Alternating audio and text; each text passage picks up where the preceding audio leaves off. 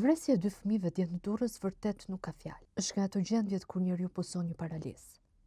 Nuk flet dot. Nuk lëviz dhe as reagon.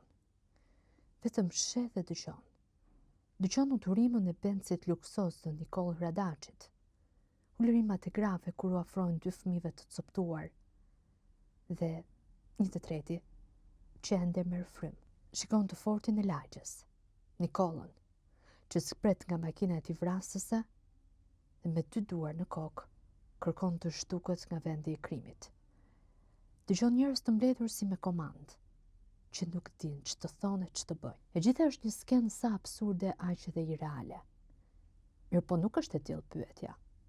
Kush po i vret fëmijët? I vrasin Nikollët si Hradaçi i Durrësit, një shofer i dehur në pjesën më të madhe të kohës, një person dhe shofer problematik jo vetëm në lagjen e tij, por edhe në rrugët tona.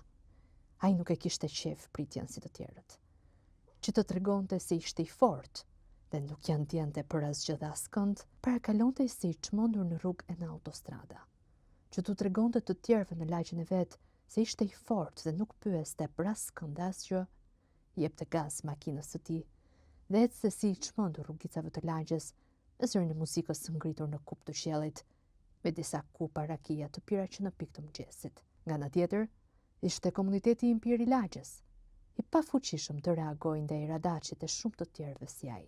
Fëmijët po i vret edhe frika e njerëzve për të reaguar ndaj të keqes. Thonë se kanë vrarë me kohë e me vakt, por njerëzit ende kanë frikë. Kanë shumë frikë nga i forti i lagjes, dhe gati sa herë shikojnë në rruga në lokal, duket sikur janë në garë kush ta përshëndes i pari.